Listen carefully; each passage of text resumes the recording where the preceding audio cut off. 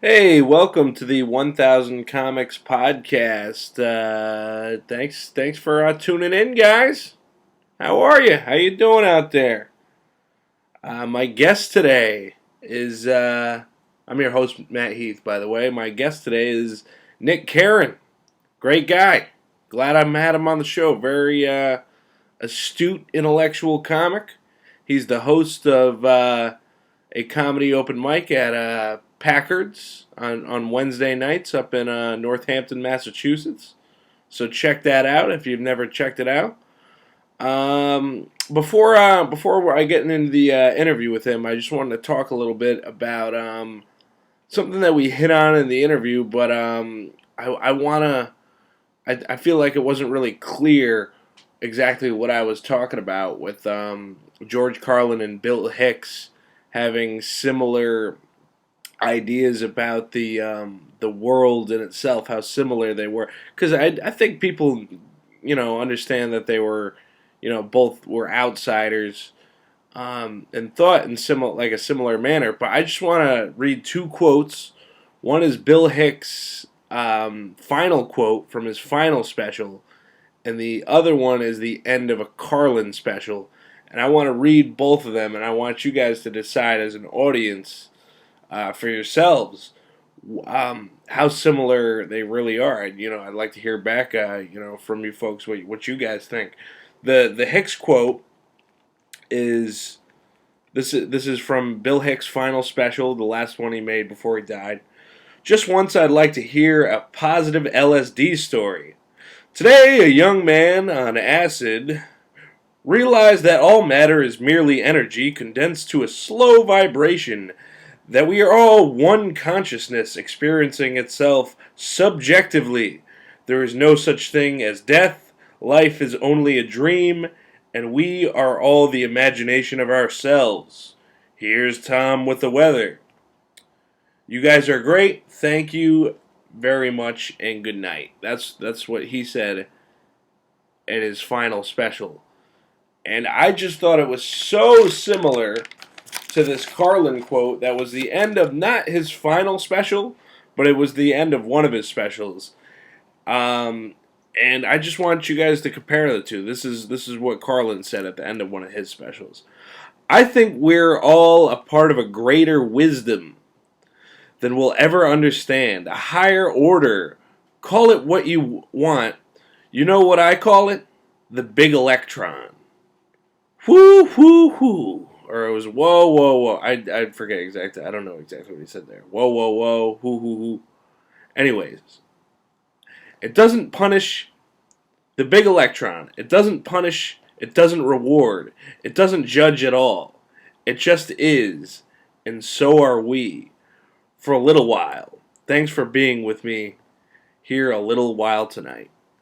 And I just thought, just a basic step outside the box and a view of everything for what it is. I just thought those two quotes were so similar. I don't know what you guys think, but I think that's a good introduction for this discussion I had with Nick Caron. So I hope you guys enjoy it. Yeah, let's get into it. I just wanted to mention real quick, if you wanted to write into the show, if you want to donate to the show, if you want to be a sponsor of the show, my email is matthewheath.saga@gmail.com. That's Matthew Heath, SAG, @gmail.com. Also, just wanted to let you folks know, if you want to read my book, any one of my books, just go to Amazon.com, type in the search bar Matt Heath. All three of my books will pop up. Renaissance Men, Scared Out of the Dickens, and Pawnbrokers. So, yeah, do it up. I'm also doing a show on June 20th at Comics at Mohegan. Comics at Mohegan, June 20th, 10 p.m. If you want to come see me, do some stand-up, that is the time to do so. Stay tuned for more shows.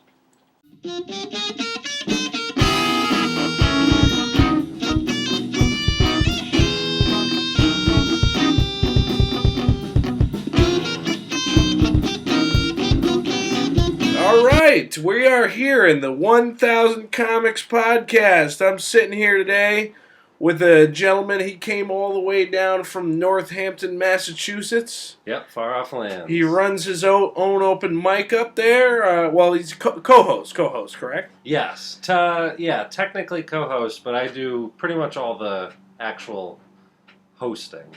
This is my guest, Nick Caron. Thank you for having me. It is pronounced Caron, right? Yes. Caron, yeah, yes. It is. All right, just checking. Yeah, thank you. No, I appreciate it. Some people do, they go Caron. Caron? Or Caron or something like that. I haven't had that one. I dated a girl named Cara one time, and everyone called her Cara. C-A-R-A? Yeah. Yeah. Yeah. I could see that being Cara or Cara.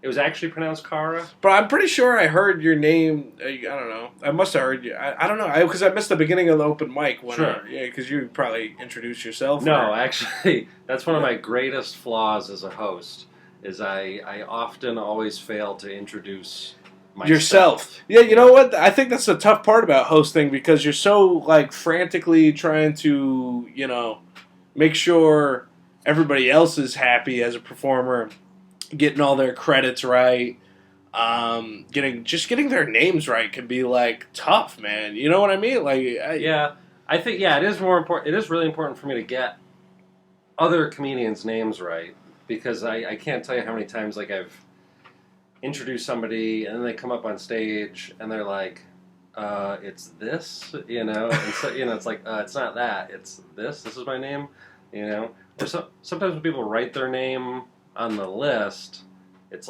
illegible. Oh yeah, and then there's endless. This is the plight. I guess we're just talking about the plight right now of the open mic host. Yeah, you know what I mean? Yeah. I think it's a lot tougher than people think. A lot of comics that never been in that position, just to run their own room like that. Just keeping the sheep. I don't know, not to call them cheap. I don't know. I think that's a bad analogy to start. But to keep to lead the sheep to the slaughter. Yes. Yeah. To lead the sheep to the slaughter. I think that's actually a good analogy. Actually. Yeah, I think a lot of comedians. I mean, not everybody can host their own open mic. Otherwise, there'd be 1,000 open mics. Right. So yeah, I think probably 99% of comedians don't get a shot at hosting their own show or open mic. All right. So your open mic is at Packard's, right? Yeah. So shout out to Packard's. Packard's, North Hampton. I think it's 12 Masonic Street. 12. I think it is 12 Masonic. I remember that it was Masonic Street. Yeah. Because I used to work on a Masonic Street in London.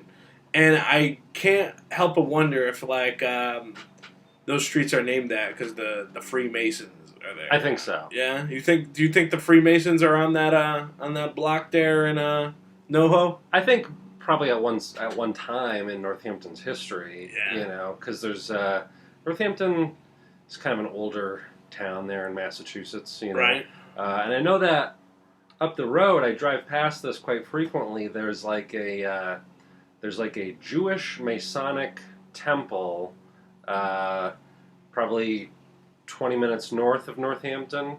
I drive past it all the time. Jewish Masonic temple? Yeah.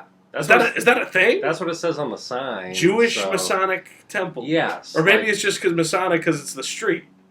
I don't know, because I don't know. I always thought the Masonic, the Freemasons were Catholic or Christian at least. Yeah.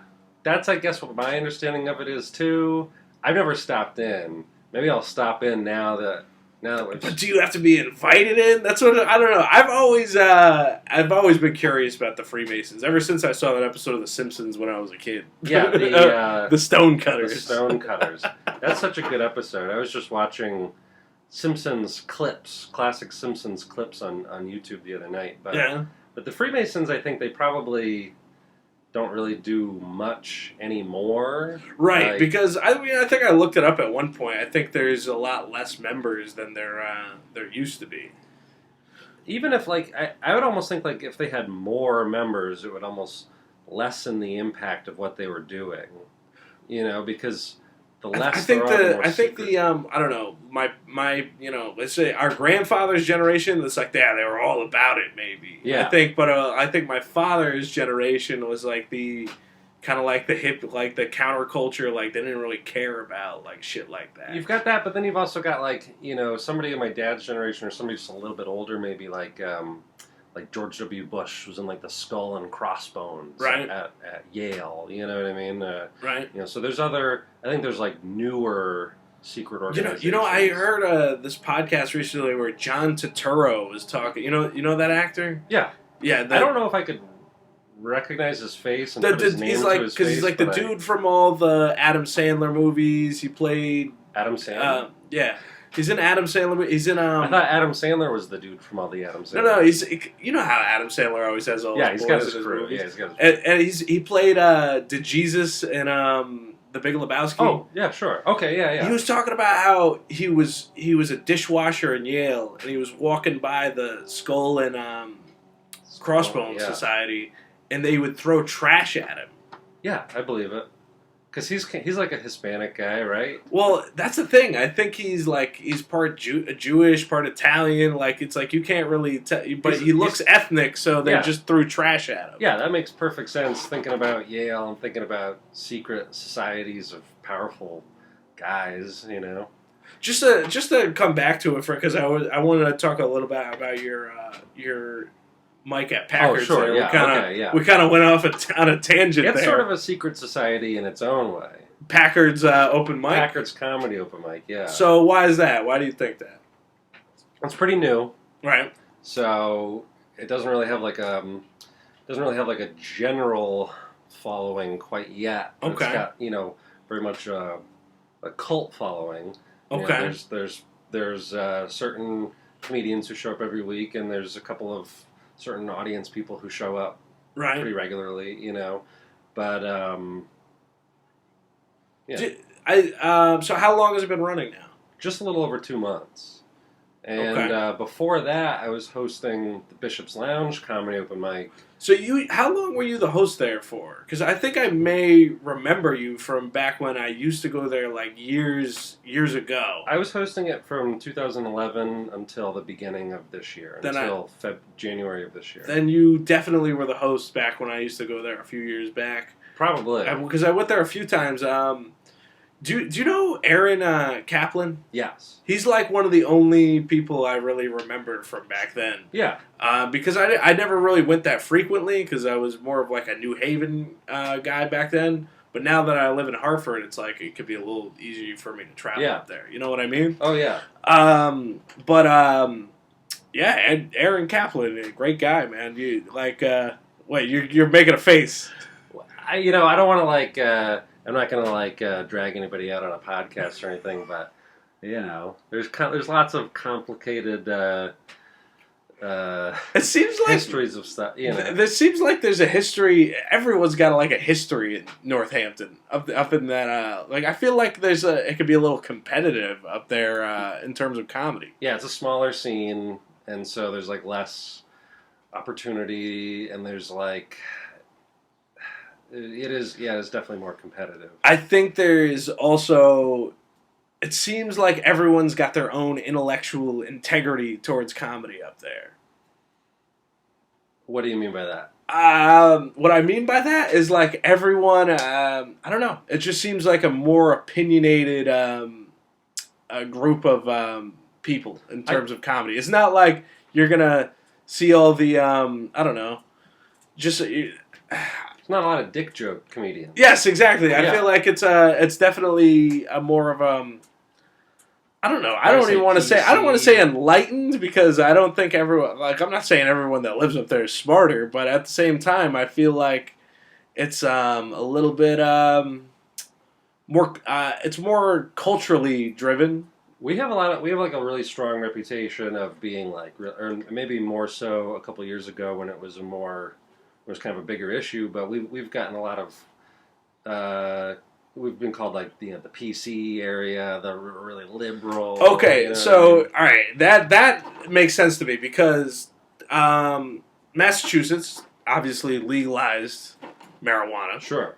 So you have, and I would say that North Hampton has always kind of like had the reputation of kind of being like a hippie town. Sure. You know what I mean? Oh yeah. So it's like you have those two combined. I think it's like you're with I don't know, the left with the legalization of marijuana, that you have that like because that's like a left decision. Sure. And then it's like, well, I mean, you've got people on the right, like libertarians. I think it was what like Archie Bunker would describe as like lefty pinkos. Yeah, some hippie stuff. Yeah, exactly. You know what I mean? Exactly. Yeah. I agree, but at the same time, it's sort of the way that like Northampton area is to the left is like a lot of the same ways that like they're sort of center left, kind of like the whole sort of Democratic Party, where like yes, they've legalized weed, but they haven't like pardoned everybody's crimes who like got like arrested for weed. Okay, you know what I mean? Or like, you know, it's sort of like it's. They're not going to do that though. You think they're going to pardon people's crimes from back when weed was illegal? No, I don't. Hell no. I don't think that they're going to. And I think people got a better chance of giving reparations for slavery than friggin' you know, pardoning weed crimes. Because I don't know. I feel like the way it's like, dude, did anyone back in the bootlegging times get pardoned for those crimes? You know what I mean? They probably should have.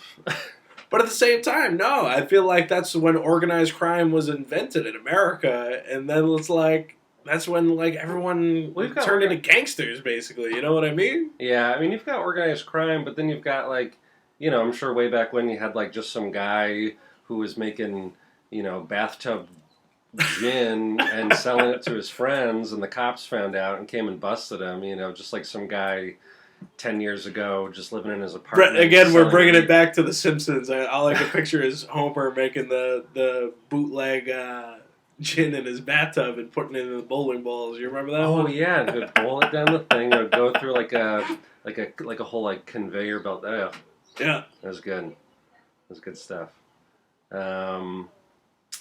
What was I getting at though?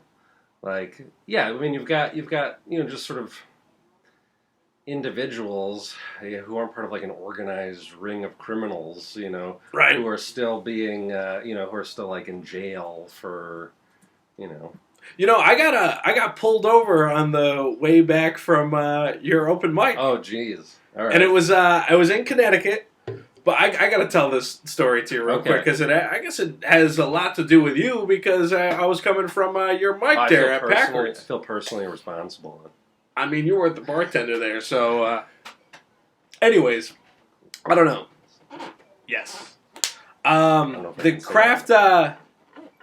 the craft beers selection in NoHo is pretty good, especially at Packard's and the other open mic there at Bishop's Lounge. Bishop's, yeah. Because I had a few beers when I was there, but it was from 7... I was there from 7 o'clock to maybe midnight, I think. Oh, did you get to Packard's at 7? I did. Oh, I did. I actually got to Packard's at 7, and then like no one was there, and you guys were kind enough to give me the directions to Bishop's, because I forgot where that is. So I rolled back. Anyways... I had a few of the because the beers up in Northampton, man, the Bishop's Lounge and Packard's. Yeah. Well, there's like right there in Northampton. There's like 10 little breweries within like 5 miles of each other. All sorts of homebrewed stuff. Well, there's lots of, you know. It started like 5 or so years ago when you know, for the longest time there was like Berkshire Brewing Company, right, which is like the old guard of craft beer in the area, you know, and then certain towns had their breweries. There's the Northampton Brewing Company, the Amherst Brewing Company, and then like 5 or so years ago, you had like an explosion. There's Building 8, Fort Hill, Brew Practitioner, Bear and Bramble, Brewmaster Jack. I could just keep going. But So there's a lot. Anyways, I had six beers in the span of the evening, and they were all different, and they were all locally brewed. Okay. So I don't think I was like I guess it was a little against my better judgment to have 6. It depends on. But at the same time, in the span of the evening, it was from 7 to midnight. Yeah, I definitely, I was, I guess I think I can fairly say I was under the legal limit of booze when I was driving home. So you had 6 beers in 5 hours. Yes. What do you think? I don't know. I mean, it depends on your body weight, percentages of beer, et cetera, et cetera, et cetera. But yeah, I'm guessing if you felt fine, you're probably when you felt fine. Right. But anyways, they say buzz driving the cop let me go. So, anyways, I got to start the story from the beginning. Before I get my car to go home, you have an ashtray. Yes. Here, just Sorry to interrupt the podcast for that. How dare I? I'm such a bad host not giving my guest an ashtray here. Anyways, I stole. I took a play out of my old man's romantic handbook, and he says I saw him steal some flowers out of my neighbor's yard to give to his wife. Okay. About a week ago. Okay. And I thought I would do the same thing for my fiance because I saw like the nicest flowers in front of where I was parked. Okay. So first off, that was the only crime I committed for the evening. Is that what you got pulled over for? No. Oh. I was a little nervous that it was for some reason. Where are you going with those flowers, boy? Wouldn't that be the worst to get arrested for some stolen flowers? Yes. That would be the actual. I had to think about it for a second. Would you rather? Because obviously a DUI you could lose your license, but imagine flowers, if you had to you have to talk about that for the rest of your life. Yeah, so, you have to confront that at some point that you got arrested for stealing flowers. I'm pretty sure in most cases of flower theft, the officer can just make a judgment to put you down right there too. Put a bullet in you? Yeah, just execute you right there for flower theft in Massachusetts, I think. I'm pretty sure. It's been a long time since I read that. But I got pulled over in Connecticut, so I'm on my way home. Oh, okay. I get pulled over basically 20 minutes away, so I'm about halfway, I think. I already crossed the Mass line, though. And I get pulled over. I pull over the side of the road. I'm listening to Paul Simon, of all things, and it was you know what I was listening to? What? It was Against the Law. Okay.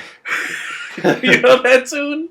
You know, will you sing a little bit? Like Julio down by the schoolyard. What the mama saw, it was against the law. Oh yeah, yep. Yeah. So I'm listening to that. I get pulled over. The cop comes up to the window. He goes, you were swerving quite a bit back there. And I'm like, I actually didn't even know. I'm driving down a straight path. I thought, I didn't realize I was swerving at all. I'm like, I don't know. I couldn't tell you, officer. He's like, are you diabetic or anything? I'm like, yes, officer. I honestly couldn't tell you because I haven't had health care in if you say a yes, couple he years. gives you a little snack, I think, to get your blood sugar back. Is that a thing? I think so. Yeah, I think you're supposed to say yes. And here's a bite-sized Snickers before I have you do the field sobriety test. Anyways, I said, you know what? I might be pre-diabetic because sometimes, I didn't say this, but sometimes my pee smells like sugar smacks. Okay. And I'm like, I think that's like a sign, right? I don't know. Sometimes I get worried about diabetes because sometimes when I drink, my face will get really red, right? And I don't know if that's my blood sugar going crazy. Are you Irish? Yeah, probably. I mean, I'm a white guy, so probably that's, somewhere. That you got. I think that you just got Irish in your blood, man, because that's Irish people just turn red when they drink. Yeah. I don't know. It's something that I actually stopped drinking for 3 years because like that would happen to me a lot. Right. I would just feel crummy, So I was like, this sucks. Like I don't want to, But would people be like, look at you, be like, what's like going on with you? And then like you'd be like, like yes, it is. And then it's like that's like you never want to be that guy when you're drinking. That is literally that happened to me like multiple times. Where like I would feel fine and be like buzzed or a little drunk, and somebody would be like, "Are you okay?" Right. Like your whole face and like neck and chest are all red and stuff. You're all. I'd be like, "Oh, this is embarrassing. I'm just gonna go like hide." I'm just gonna leave the party or something because I feel right like a. But I don't know. I think at the same time, how old are you now? 29. 29. I'm 27. I think at about our age, we're starting to realize it's like, we could drink, but it's like, back then it's like we abused the hard alcohol like way too hard at some time. Sometimes it's like you got to be like real careful when it comes to that shit. And I think it shows as you get older. You know what I mean? Yeah, because I used to, like, when I was younger, I had a lot of friends who went to Hampshire College. And so I hung out at Hampshire College a lot. I never went to, I was just, like, there all the time. Right. And I was under 21, and so I would give somebody $15 and be like, go get me as much vodka as you can. And they would come back with the big plastic Rubinoff. It was all about quantity over quality back then. I remember getting Majorska, like all sorts of like terrible shit. Like, but we would make like you'd make like Jungle Juice or whatever the hell you'd make with it. You know what I mean? Oh, like, we would drink the Rubinoff right out of the plastic bottle. We would right? we would rip out that white plastic like. The like filter thing on the top of it. So it's just an open pit of cheap vodka and just pour that into our heads. Like it was so right? bad. It was like we used to be able to drink a lot. You ever got a DUI? I've never gotten a DUI. No. I've very fortunately been able to skirt past a lot of things that a lot of people in like their early 20s get, DUIs and sneaking around places. Well, knock on wood, man. I'm glad you never have. Anyways, so the cop has me do the field sobriety test. I want to finish the story real quick. Yeah. I told the line, has me do 9 paces forth, 9 paces back. He says, I don't know why you're swerving, but you're good to go. So I get back in the car. As soon as I get back in the car, I hear, and I'm like, that's why I was swerving. My tire's blown out. And the cop is already like past me. He's like way past me. And I pull over at the next exit, and I spent the next couple hours dealing with a friggin' blown out tire, putting a donut on. The police officer didn't do like a look around your car. You'd think he would, right? Like why is he swerving? Maybe there's something wrong with his car. I don't think they ever think that. I think they assume he's boozed, like people are boozed up like 90% of the time. Like that's what they're checking for. They really don't give a shit if your car... Maybe he's not a car guy. Can't identify a blown out tire. I don't think you need to be a car guy to identify a blown out tire. But at the same time, it was the rear passenger side. It's like... he would have walked... But he did walk by. I didn't. I get out of the car. I go in front of the car to do the test. I don't ever see that side of the car, but he totally walked by it. He walked around like the right side of the car to come up to like the right side window. Right. Yeah. I'm asking you.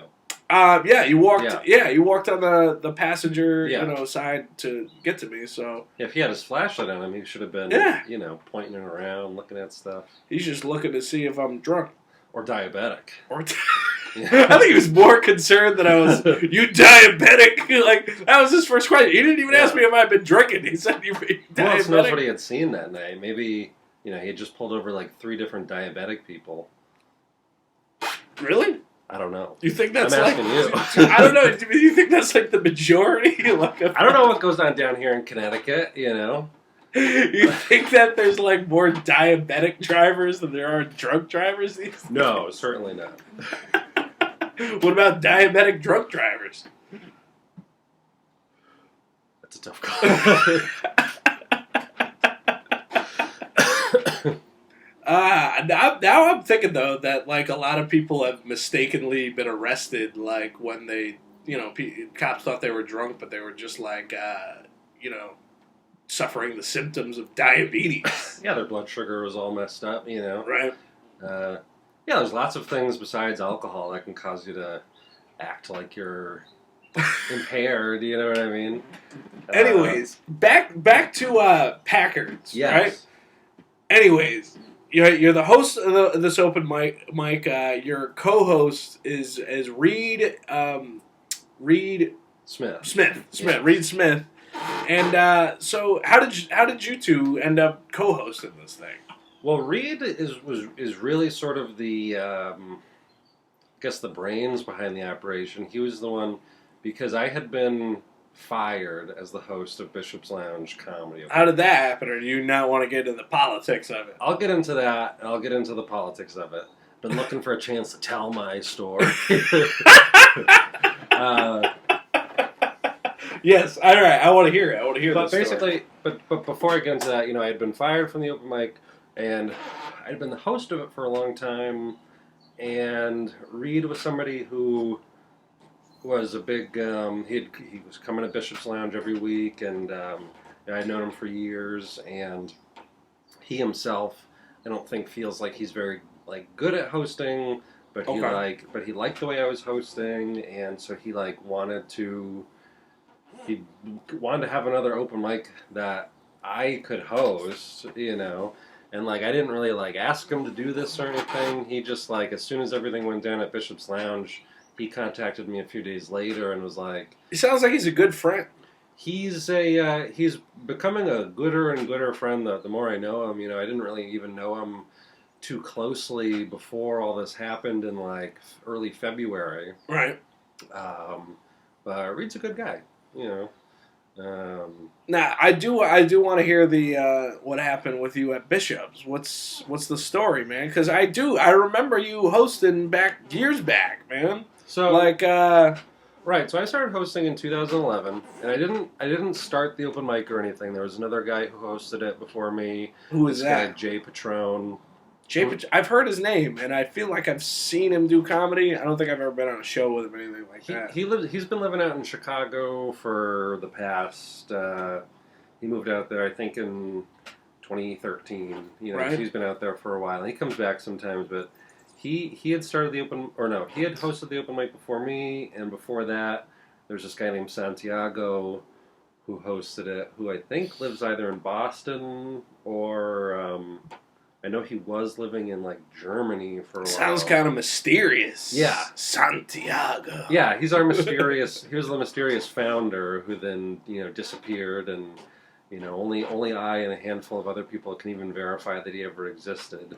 Maybe one day he'll be on this podcast. I mean, after all, it is the 1,000 comedy. Santiago, if you're listening, please come out of the woodwork. How many, by the way, the 1,000 comedian podcast, what number is this? We're in the late 20s now. See, it's you can't go by the episode number, because sometimes I'll have 2 comedians on at once, and but we're in the late 20s now. Oh, okay, so we haven't broke a hundo yet. Oh, okay.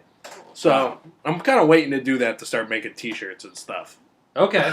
Yeah, at least, what's the, well, hold on, I'll get back to the Bishop story first, and we'll get into the logistics of how far this episode is going to reach, the kind of audience that we're going to reach here with this podcast. But, so summer 2011, Jay Patron, he was really not feeling hosting it, and he literally said to me, and I was 21, and he said to me, Nick, if you can put in 1% effort, you'll be putting in 100% more effort than me.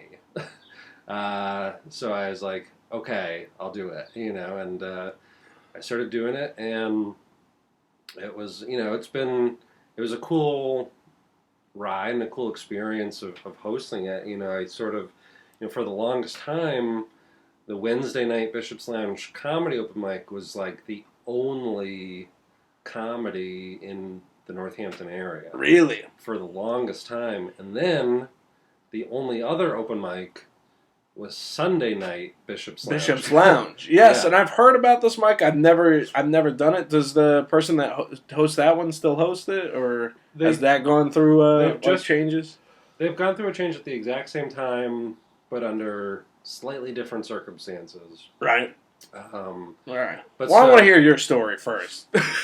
So, I've been hosting it for years. It's like lots of events. It's up and down in attendance, and and so towards the end of last year, 2018, the manager says to me, "Nick, we want to get the numbers up for the comedy open mic, right? Because 2018 been a little slower, and the manager he was pumping up all the nights because they do a lot there at Bishop's Lounge, right. Besides comedy. But so he's saying, Nick, part of what we're doing here at Bishop's, we're getting all the nights up. So you're standing there like Steve Martin in The Jerk. You're like, so it's a profit game. Yeah, I'm like, wait, this is motivated by money? That's what we're here to do, is make money at this open mic? But so I said, okay, yeah, great. Well, I'll, because I had definitely been slacking in my advertising and putting up flyers and getting in the local paper, reaching out to new comics, and I had definitely been sort of slacking in that regard because we had just been sort of enjoying a steady maintaining of the open mic in the scene. And you thought you were like a no-host staple because you just told me you were the only comedy going on. So it's like, we're the only game in town. Why shouldn't they be coming to us? Right. And so for 75%, that was true. You know what I mean? Right. There's still always more to be drummed up out of the scene. There's always still more there's always still further to go. Right.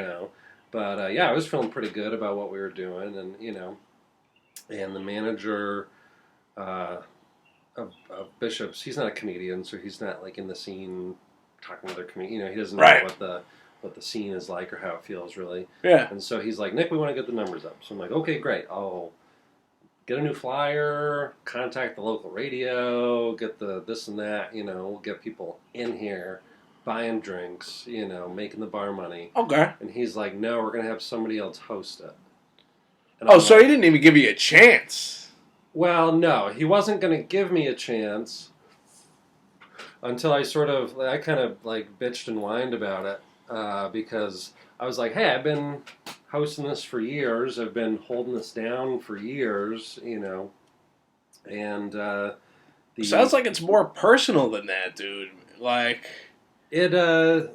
I felt it was very personal. The dude just didn't like you or something? The manager insisted it wasn't personal, and of course, we're not going to take it to some sort of court to determine if it's truly personal or not. Right. But what happened next was very personal. Was that so? He goes. So I was like. So he's like, we're going to get this guy to host, and I'm not going to, just like I don't want to drag Aaron Kaplan, whose name we've already mentioned on here. I'm not even going to mention... You didn't even say anything bad about him, so... Right. Well, so I'm not even going to mention the current Bishop's host's name. Anyone who's listening to this knows who he is. But so people came to me because this guy made an announcement about it, and they were like, Nick, we really don't want this guy to host. We don't feel really comfortable with him in the scene. There's all these issues and there's all these things. And so I was like, okay, well, talk to the manager of Bishop's Lounge about it. I'm like, because I've said all that I can to him. Maybe if people go to him and they say, hey, we're part of the scene. This is how we feel about it. Right. And at this point, I'd already worked out an agreement with the manager where me and the new host would go back and forth every other Wednesday. And so we did that for about a month. In January, where I hosted 2 of them, and he hosted 2 of them, and on the Wednesdays that I wasn't hosting, I didn't go because it was, like you said, it was a very personal thing. I felt very personally hurt by it, Right. Bishop's was sort of my home base and like kind of my project for years, and so I didn't go on the Wednesdays that I was not hosting. Right. And so after a month, the manager of Bishop's, he calls me and he's like, hey, you've had all these comedians reach out to me. You've been leading a little coup, a little revolution to have people not show up on the Wednesdays that you're not hosting. So you're done. You know. Wait, whoa. So less people were showing up to the other dude's mic? Yeah. Less people were showing up there. Yeah. And you're the one getting shit. You're the so yes. It's like I was called. Hold up. I was called petty and spiteful and told that couldn't do it anymore. Wow. I don't know, man. That's a pretty shitty thing to have happen to you because I feel like any like real good open mic, anyways. It's like it is like. If you do move on to something else, it's like that's like your decision as like the host, because a lot of people do host these things for years. Yeah, and then it's like somebody else will end up doing it because the gauntlet has like been passed to them. Right. You know what I mean? It just seems like it was like the old switcheroo. Like what happened to you? You know what I mean? It didn't feel good. It didn't feel like a natural passing of the gauntlet. You know, and it sort of has resulted in like what we have now in North Hampton comedy, which is sort of a fractured, factional. There's lots of pettiness and shit talking, and but it sucks, fucking sucks. But at the same time, I think you're running a pretty good room now, man. So you got that to be proud of. Yes, right. I mean, my ultimate plan is to just like move on, go forward, But the scene is still in a wake. But listen, I think that you, and it's like, because you're taking the higher road in all respects. You're not calling out the other host. You're not, like, I feel like you're not being bitter by any means, especially since you do host an open mic, and it is on the same night, but it's not at the same time. Yeah. So it's like you've really just like, instead of, trying to compete, which would be petty, you'd be like, you know what? Now I'm going to be the late night guy. Yeah. You know what I mean? It's almost like you're like Conan O'Brien in a certain respect. Yeah. It's like, I'll step back to late night, but like, I'm not, you're not necessarily happy about it. No, but at the same time, you're just doing what you're programmed to do, which is comedy. Yeah. You know what I mean? And I do not feel good about it. I do feel hurt about it. I do feel bitter about it. But I also, when this all started to happen, I told all of my comedy buddies up there, I said, don't stop going to this because of me, especially when there's so few opportunities for comedy in the area that if you stop going to half of your options on my account, right, you're missing out on half of your opportunities to perform. And I think the fact that you got respect that the mic is bigger than you. You know what I mean? I feel like you got a lot of respect for the scene in that way. Like, you're not trying to bury it in any means. You're trying to do something new, which is working, man. The Packers room is cool. Like, that is a cool room for comedy. How long has that bar been there? You happen to know that? That bar has been there for a long time. It's kind of an old staple of a bar in town. It's got... Where did all the stuff come from that's in the back there, man? All that came, and for those at home listening to this podcast, give a quick description of the room, because I like it was a little overwhelming when I was there, so I can tell you one or two things. We put the microphone in the center of the room because it's very much designed to be a dining area, right? Because there's tables around all the perimeter of the wall and stuff, and so we put the microphone in the center, and hanging on the walls and the ceiling and stuffed in every little crevice and corner, there's memorabilia from former North Hampton businesses. Oh, all right. So everything in there are places that have closed down, and a lot of the stuff is real old. It's like from like the 50s and stuff, so I don't know exactly when Packers opened. I don't know if it was open like at the time when all those businesses existed. It seems almost timeless when you're in there, though, because it's like you're looking at all these signs and like art, and it's almost like pop art being in that place. It is one of the few places in Northampton that, I grew up in that area, and I don't live in Northampton, but Northampton is sort of the cultural You were hub. so you're not originally from Northampton? No, but originally I'm from Springfield. Springfield, okay. I grew up in Springfield, but then my parents moved to. My dad lives in South Hadley, which is the town that I live in now. Okay. Not at my dad's house, by the way. Everyone at home listening to that. But should do with this 21-year-old bartender I was talking to. He's just like, I live with a roommate. I know you don't live with your dad, but that's what he says. I got a roommate. Oh, everyone's got a roommate. Oh, he was saying his Something dad about was his roommate? dad. Yeah. Oh, yeah. Dads are cool roommates, but no. But so then, when I was a teenager, I gotta say real quick though, you thought that today was Father's Day. You were reluctant to do the podcast today. Oh yeah, if this was next week, I would have said no. In fact, because you thought it was Father's Day, and I said, man, I'm like, most comedians like do not give a shit about Father's Day. Oh no, me and my dad next week we're gonna go on a little walk and have some lunch probably. Walk and lunch. Yeah, sounds like a good plan. Yeah, it's Father's Day stuff. But I feel like, isn't it funny how basic Father's Day is? Like, I feel like his dads like don't really ask for anything on Father's Day, where it's like mothers are always kind of like dropping you like hints at what they want. Fathers are like, all right, Ty, whatever. I gotta go mow the lawn. I have some pretty standard, like for me, like Father's Day and Mother's Day are very standardized holidays. Right. Like, for Mother's Day, well, this year I bought my mom like a 100 milligram THC bar. Okay. But like in the past, like before like the dispensaries were open, I just buy her like flowers or like a hanging plant. You know what I mean? Should hang the plant up and it'd be cool. Dad, go on a hike, get some lunch. Just sort of the standard things to do on those holidays. Hike, in fact, lunch. I should take my dad on a hike, man. Oh yeah, he's got to get away from like the TV once in a while, man. Seems like every time I call him, he's watching a rerun of the Drew Carey show.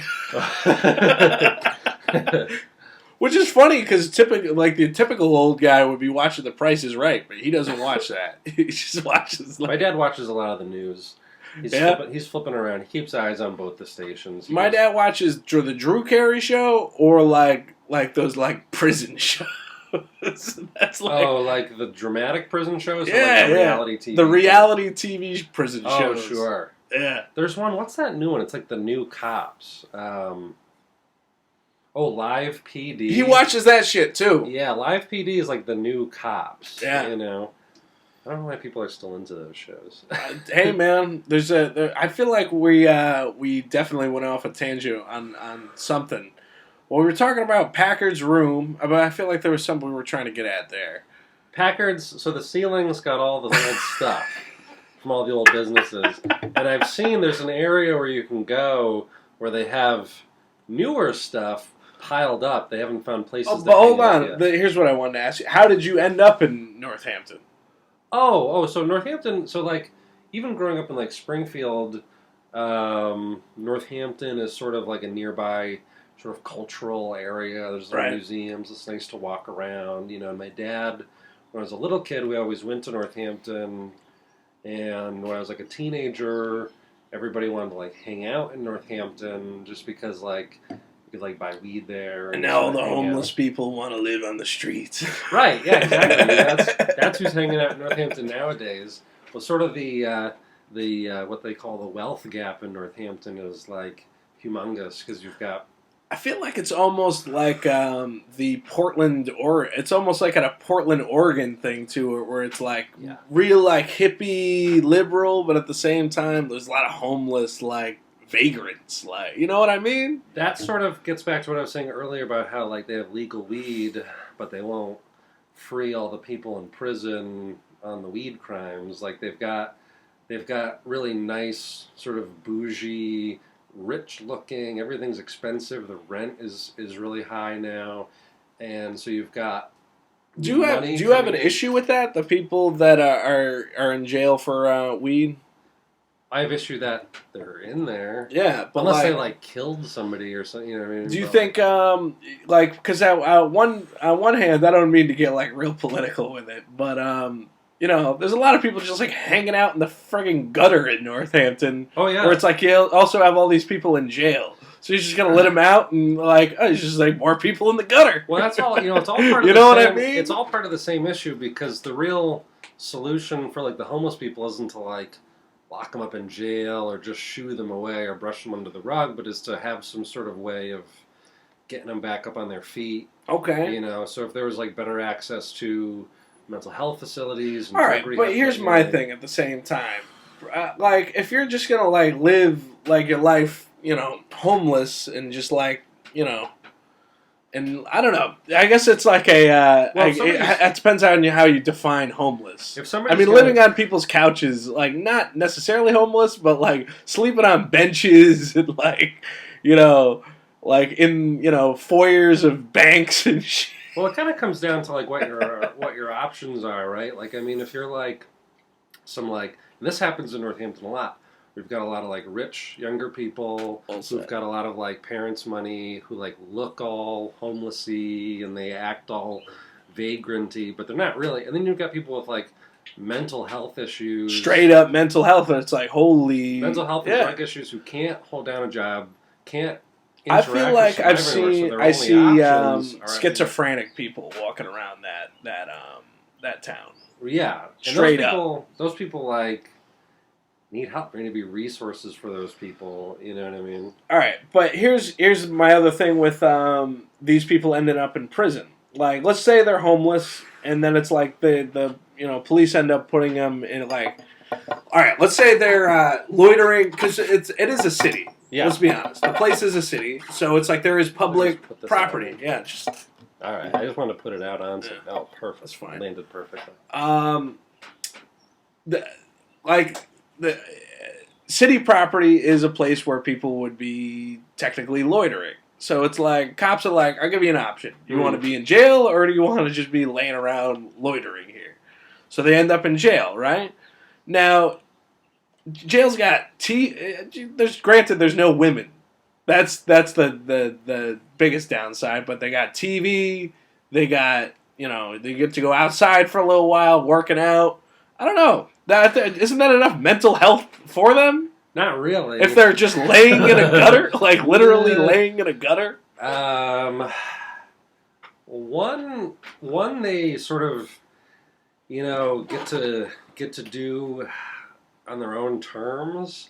The other one is a forced and coerced thing, right? And even if somebody's forcing you, see. I don't think prison is a very glorious thing like that. It kind of sounds the way you describe it is I think it would be cool to get locked up somewhere where I could just work out all day, got a couple meals. That is prison though, in a sense. My buddies are around. I don't know. I don't think so. I haven't been to prison, but I have a feeling that it's that is a mentality of some prisoners though. I can work out all the time, I get a couple meals, and I get to be around my buddies. Who do you know that said that in real life? I want to know their names. I want them called on this podcast. I want to hear that. There's a guy who goes by the name of Charles Manson. Okay. Isn't he still in jail? And doesn't he have a big swastika on his forehead? I think he deserves to be in jail for that, quite frankly. You see, he's not a non-violent weed criminal guy, nor was he a schizophrenic homeless guy. He was I forget exactly what he did, but he did something bad. But what I'm saying is, if you're literally so fucked up that you're at the point where you're lying in a gutter, jail will get... What I'm saying is, it's not a rehabilitation center in the fact that it's like a hospital, but you could get your mind clean in prison if you are a person that's addicted to drugs. I get what you're saying. In the gutter. You know what I mean? I get what you're saying, in theory. And the real problem is that prison is the only option. right? Because like you're saying, like, okay, street or jail, but what if there was like, there used to be like mental hospitals, and Right. granted they were notoriously like poorly run and scary places. Well, yeah, because if you think about it, the mental hospitals were worse than the prisons because they would, in some cases, torture them. But with like the advancements in like the knowledge about mental health and stuff, and increased like oversight from like the public and stuff, they could be really nice places where people could be rehabilitated and come out not with like PTSD or have had to like fight to survive. I think it's like, yeah, we're really getting into it on this podcast. That's what I was hoping to do here. I was listening to Bill Hicks on the way here, just because. You a Bill Hicks fan? Huh? I do like Bill Hicks a lot. I'm a Bill Hicks fan myself. Yeah. And sometimes I have to like remind myself, like I have to like re-listen to Bill Hicks and be like, because sometimes I'm like, wait, was Bill Hicks a right-leaning guy or was he a really left-leaning guy? And then I have to like listen to some stuff and remind myself. It's funny because he's a little of both if you really think about it.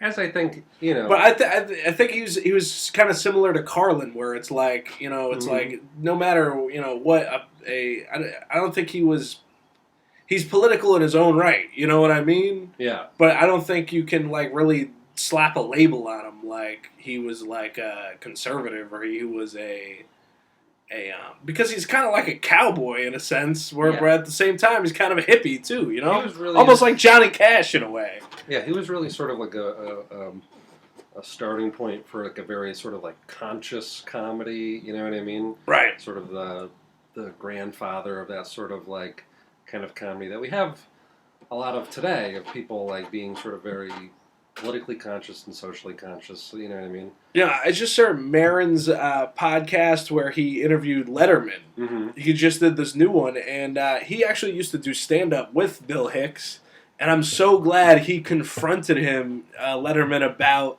taking Bill Hicks' last segment off his show. And then, like, years later, he put it back on. Yeah. Did you know about that? Yeah, actually, now that you say that, I do remember.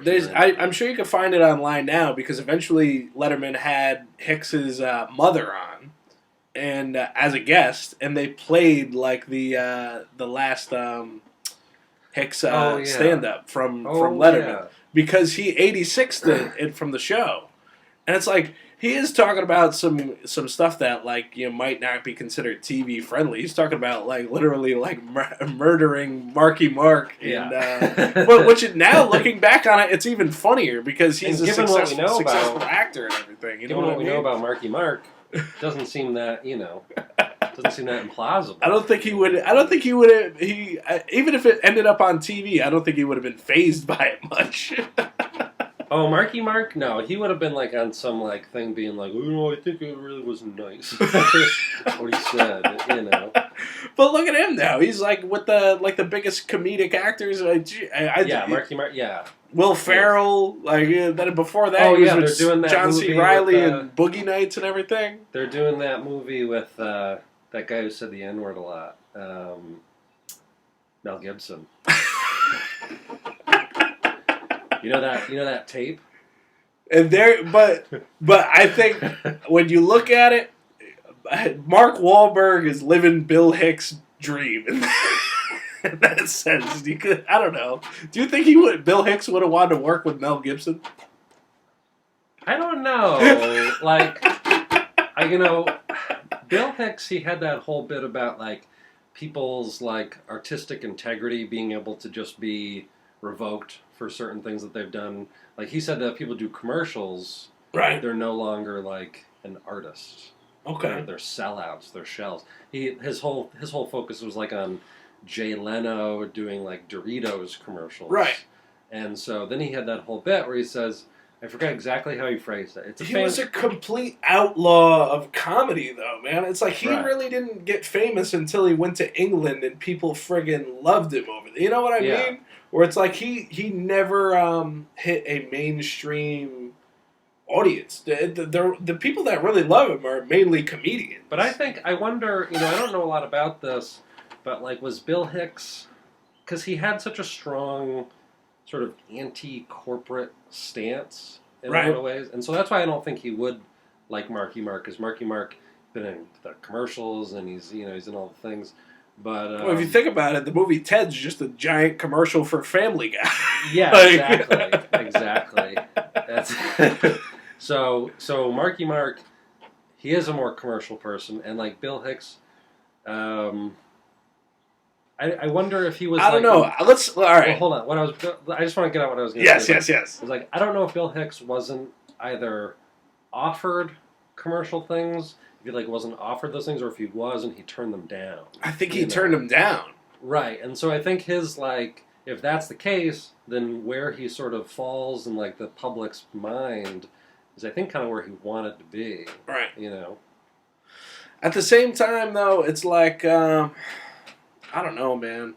He totally had like this outsider's view. Like if you watch his last special, what he says about like the whole world being just a ride, that whole bit, the one I'm talking about, it's so similar to George Carlin's final. Like if you watch both of their last specials, the last scene of their specials, they're so similar, but it's like they're both their own selves, but they're both talking about like the same thing about like how like the whole world being one. I don't know. Like he was like, think of the world as like an atom or something like that. You know what I mean? I do frequently. And I don't know. It was definitely this whole thing about us all being one. You know what I mean? Yeah. I don't.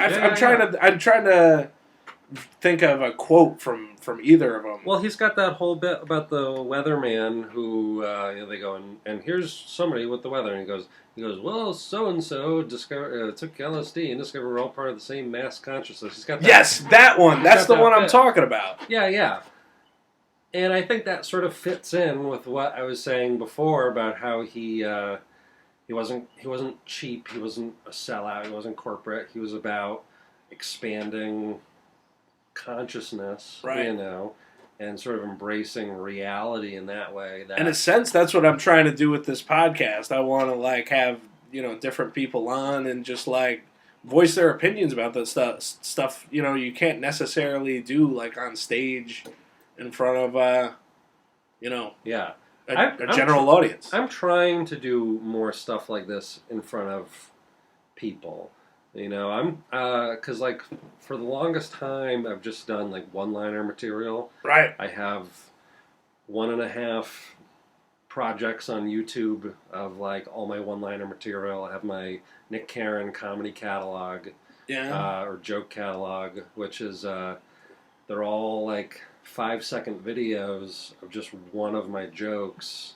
Really? Yeah, I have 100. That's a very interesting way. You're almost like Stephen Wright. You're like you like him? Oh, I like Stephen Wright. I was very influenced by Mitch Hedberg.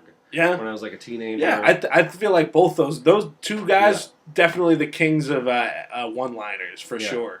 So online, I think I've got like 160 something of my videos, but I want to finish 200 of them just to get it done. But I'm sort of trying to move away from one-liner stuff, trying to get into more, not really like narrative storytelling stuff, but sort of more political, conscious type material. Okay. I like the sound of that, man. All right, I think we're kind of winding down here at this point. Is there anything you want to promote for coming up? Packard's Comedy. Packard's Comedy. Always want to promote Packard's Comedy every Wednesday, 9 to 11, 12 Masonic Street, I think. Just Google it. Just look it up on Facebook. Hicks is spinning in his grave, man. You're being too commercial right now. Advertising this shit. Bill Hicks didn't have an Instagram to keep up with, And I feel like the more followers... that is like the perfect... Bill Hicks did not have an Instagram. Bill Hicks might have loved Twitter, And for your followers, so people who listen to this can follow you on Instagram. Yeah, well, I've got, there's at Nick Caron Comedy, Caron, Twitter at Nick Caron. Gmail.